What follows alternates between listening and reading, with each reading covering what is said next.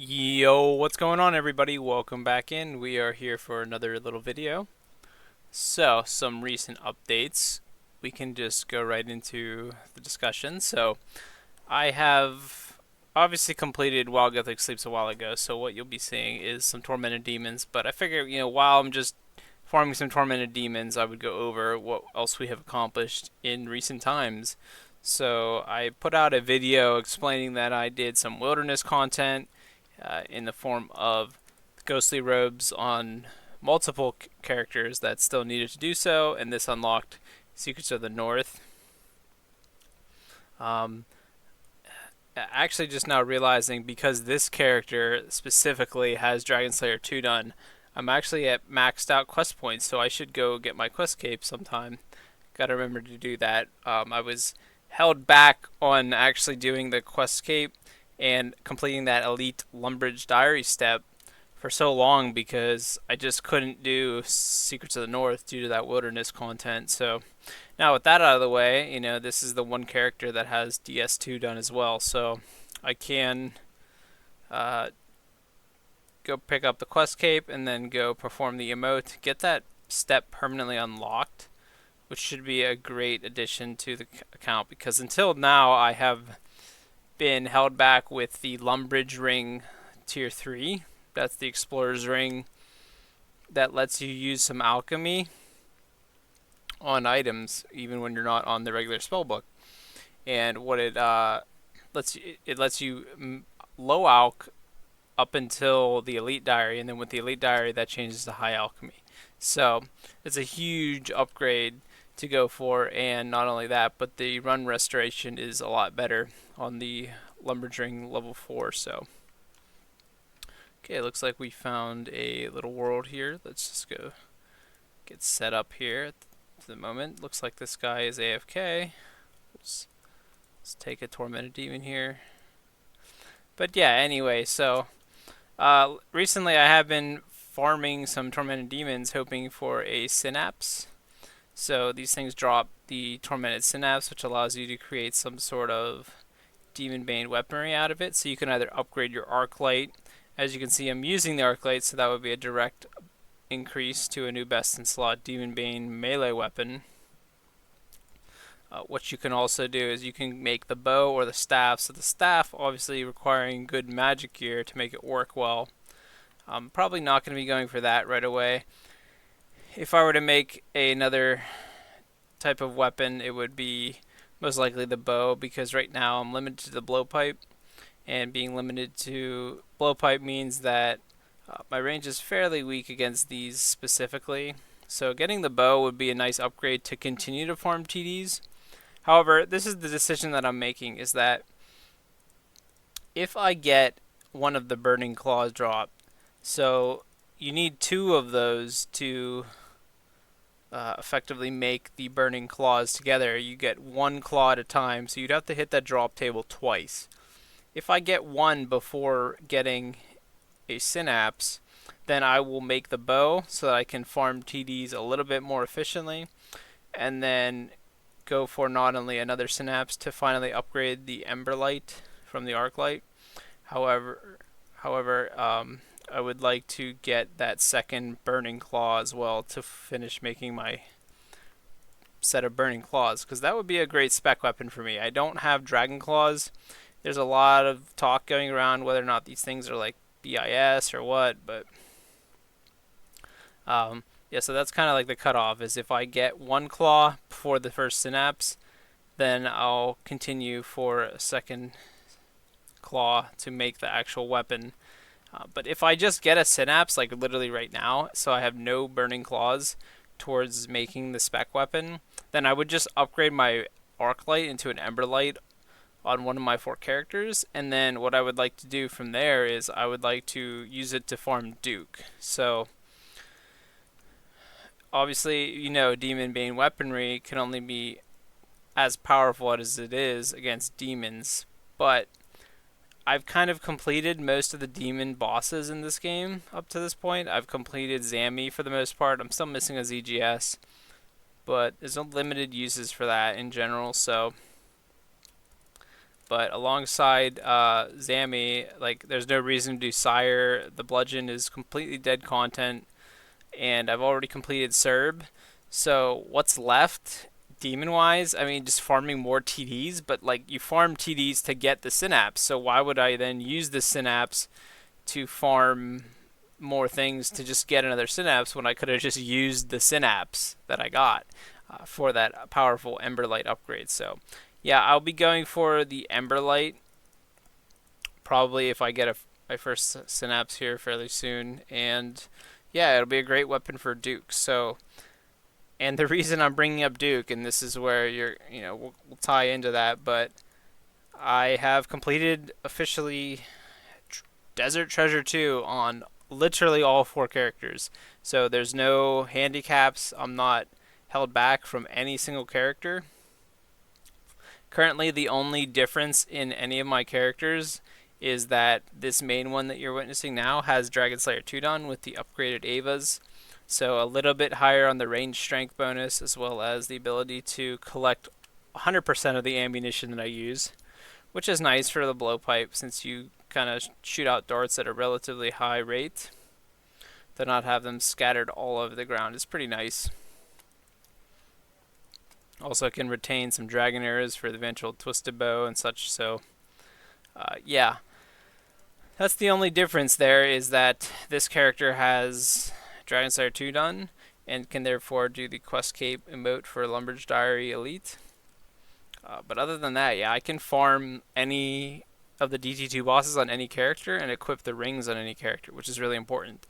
One of the main things to know about DT2, and I learned this the hard way, was trying to buy an altar ring on my main character just because I had some money from doing raids. And I tried to buy an altar ring and use it, and I actually found out you can't equip it unless you've done Desert Treasure 2. So it does gatekeep you there in the fact that you have to have the quest done. You can't just purchase the ring, and nor can group members just go farm you a vestige and make the ring for you. You can only use it if you've also completed the quest. But yeah, we no longer have that issue. I have the quest done on every character. So yeah, I might farm on a different character because it's really just piety. The only difference now is rigor and augury are on this character.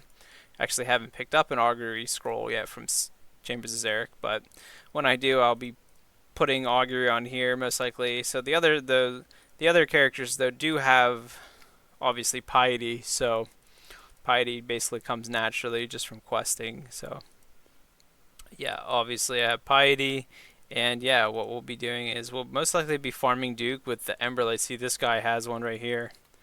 Make sure I eat up here, don't take too much damage. But yeah, that's the upgraded arc light right there, and it does a lot of damage to demons.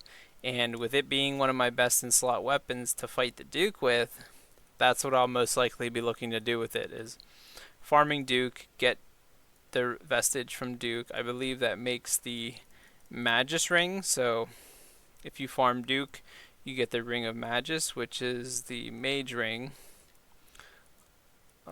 And the Mage ring is extremely powerful in conjunction with the Shadow, Tumikin Shadow. I don't have a Shadow yet, but we're kind of preparing for the inevitable, right? Eventually we'll get those raid drops. Obviously they are the mega rares in the game, but yeah, the plan is to eventually obtain them. So yeah, that's kind of the plan. So yeah, right now just farming some TDs.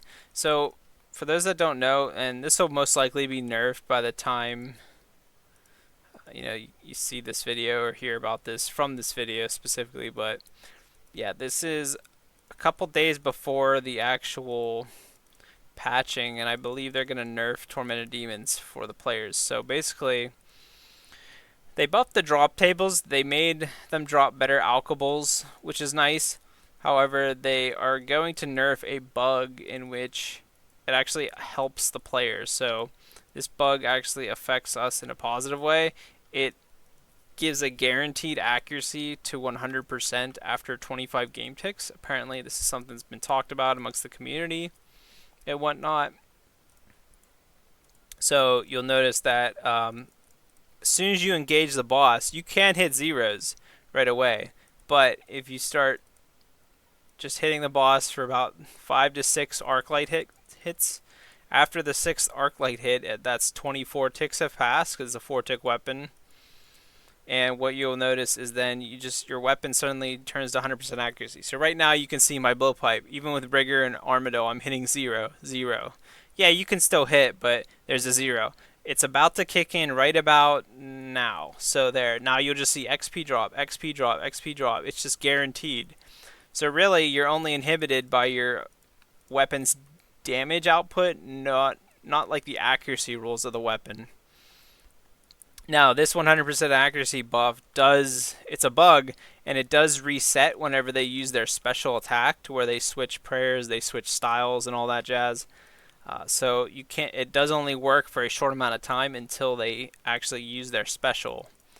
But it is super powerful in conjunction with the blowpipe, and that's why right now I'm kind of, the motto, abuse early, abuse often, right? It's kind of the saying some people go with Jagex is like, abuse something if it's overpowered on release, then you should try to abuse it right away because it will get nerfed. That is, Jagex has no problems hot fixing things. So right now the accuracy kicks in right about now, and what I like to do is I switch to my melee tank armor because that gives me a smaller switch into my full melee arc light gear. So normally I would wear Barrow's gloves and Armado chest and legs when ranging, but because of once the 100% accuracy kicks in, I can switch to my melee tank armor that only affects my accuracy, but since I'm guaranteed to hit it anyway, I'm still nuking the boss with max DPS with Rigor on, Anguish, and obviously my weapon and the backpack to collect darts, as well as gives a little bit of range strength. Also, doing things like saving my spec for when it's a guaranteed accuracy roll means that I'm guaranteed to land the blowpipe spec, so it's a guaranteed heal. And if you can see in my inventory, especially when I started, I only brought basically 10 prey pots and like 3 food. I brought like 3 Karambwan because I'm most likely going to be just farming these with a ton of overhead prayers and then using blowpipe spec to heal. So yeah, with the blowpipe spec healing, basically a guaranteed hit. It can low roll. It can just roll like a low damage hit, like a 2. But it does have a 50% damage increase as well on the spec, which allows me to, hit fairly high. So I see a pretty juicy heal oftentimes from that. So, and then besides the blowpipe hitting at 100% accuracy, even when this bug isn't active, the arc light just shreds this boss. I can hit up to 58s, 59s with a fresh pot. So yeah, Tormented Demons, they've been going pretty well. I'm abusing them. I just did about a 200 task worth. I had like 230 on task here. Yeah, I had 232. I'm at exactly 32, so literally 100 right from this very moment. Or I'm sorry, I did exactly 200 right from this exact kill here, but yeah, I'll be completing this task, and then I'll try to get another task with the Slayer Cape perk, the back-to-back. If it doesn't proc, then I'll just spend points to try to get another Graveyard Demons task. So I do not want to waste this opportunity. This is a huge moment in time where I can abuse this bug. It gives me that 100% accuracy. It really helps for the blowpipe because the blowpipe has received some significant accuracy nerfs over the years. And now with its accuracy, it still does a lot of damage, but it requires that you're actually accurately hitting. So this bug is just the bread and butter for the blowpipe. It's just constant DPS. Now, obviously, Tormented Demons are fairly resistant to non-demon bane weaponry. So actually what you'll see is, even though my XP drop maybe says that I hit like up to a 20, it might only hit for a 15. I think your damage from a non-demon bane weapon against these things gets reduced by like 25%. So, but even with that the case, the blowpipe's still my best DPS because I don't have a ranged demon bane weapon yet. So I have to use 2 styles due to their overhead. So when I can't use the arc light, I have to use the blowpipe, and I think it's more worth it than using, for example, the magic switch potentially, because I don't have great magic armor. I mean, I have Arams, I have Occult, Tormented, but that just seems like an extremely unnecessary bunch of switches because every little piece in that gear swap will provide me with magic damage percent. So I would feel obligated to keep everything on and do a full like 7 or 8 way switch every single time he switches styles, which just becomes a bit tedious. So yeah, I'm enjoying the range swaps because, like I said, I can range with my Bando's armor, knowing that that 100% accuracy glitch is still in effect, and that lets me basically get half of my melee switch already on with the Pharaoh gloves and the Bando's armor, and then all I do is switch to Arclight Defender. You'll see here in a second here. So as I switch to this, so basically my melee switch is just the Arclight, the Defender, Torture, and the Fire Cape. Because I can just range without my Armadillo. This I have, even though I have heavily negative accuracies from wearing Bando's armor, uh, it's guaranteed accuracy because of the little bug. So yeah, I've been kind of yeah. It's really, you can't really call it abuse because everyone has access to this. It's a known thing at this point. But yeah, uh, Tormented Demons are kind of just like a giant meat sack. You're just kind of smacking 600 damage to try and grind these out, and I don't really need the drops. Like, why do I need a Tormented Synapse? But just for an Emberlight for Duke, I could still do Duke with just the Arclight. It's just a little bit worse. I have a BGS, like I don't necessarily need the Emberlight, but I figured I may as well, when in Rome, take advantage of this opportunity, get a ton of Tormented Demon kills because, yeah, they're a little bit weaker to my specific setup, having basically a blowpipe as my best in slot range weapon currently. So, yeah, Twisted Bow works really well here. Bofo works really well, or uh, the Fire Bow, Tormented Synapse upgrade. I forget what it's called, but it's the Demon Bane bow that you upgrade from Demon Bane, Tormented Synapse from these guys. So yeah, that's kind of the gist of things. Gotta watch out. They can hit pretty high, so I'll use my blowpipe to spec to heal here. So basically, I'll wait for the accuracy buff to kick in, which should happen any moment now. And then after that's kicked in, my Arclight will just be shredding because it's guaranteed accuracy. And once he switches to protect melee, I'll just do my range switch, throw that on, and then I can double spec. And yeah, because it's guaranteed accuracy, they're guaranteed to land, which means I'll heal something. It just, after 2 specs, you pretty much will get a nice little heal off, as you saw. So also the damage is nice because it is obviously increased damage output too. So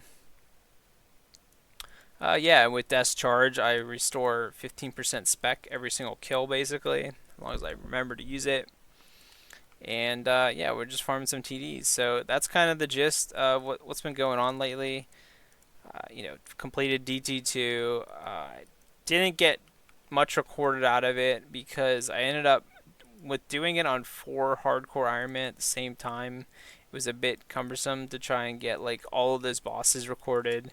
So I ended up just focusing on actually just doing the quest, just straight through from the start. And yeah, it wasn't too dangerous. I'd say one of the scariest fights is like Duke, because if you mess up and you're at like 80 health, he can like one-shot you from full with the special attack that he does with the eyesight. Like, you have to hide behind a pillar, but it's really easy if you know what to do. But it's not hard to perform. It's just if you accidentally like look away or mess up, whatever the case is. Again, me being on 4 characters, I was trying to do like parts of the quest on the other 3 while I was like fighting the bosses somewhat, although I did most likely just hone in and focus on 1 character. It's a bit crazy to actually, like, while I was doing Vardorvis or something, like actually be going through dialogue on the other 3 or something. Nah. It was more so when I got to a boss fight, I would just do it on 1 character at a time, focus up, and go from there. So yeah, that's kind of the plans. That's where we're sitting at right now. So just having some fun farming Tormented Demons. Yeah, hopefully, unfortunately, not getting any Synapse drop for the video. No YouTube luck right now, but yeah, we will see in the future here. So yeah, anyways, thanks for tuning in, guys. That's gonna be it for the video. Do comment below and like the video and subscribe to the YouTube channel if you like the content, because it really does help grow the channel. I also stream on Kick. I'm actually currently streaming and recording on Kick nowadays because I have figured out how to sort of set that up so that I can just easily record a video while I'm live and it won't mess up with like the audio and things like that, like recording to the YouTube recording. So yeah, give my Kick a follow. The link's down below in the description. And yeah, thanks everyone for tuning in. We'll see if we can get some luck here in the near future. Hopefully Tormented Demons drop something. Hopefully Duke drops something. And yeah, I've been working on that 88 agility. I'm almost there to go back to the Hydra with the new Hydra shortcuts. So hopefully Hydra drops something. So anyway, I'll talk to you guys on the next video and we'll see you then. Peace.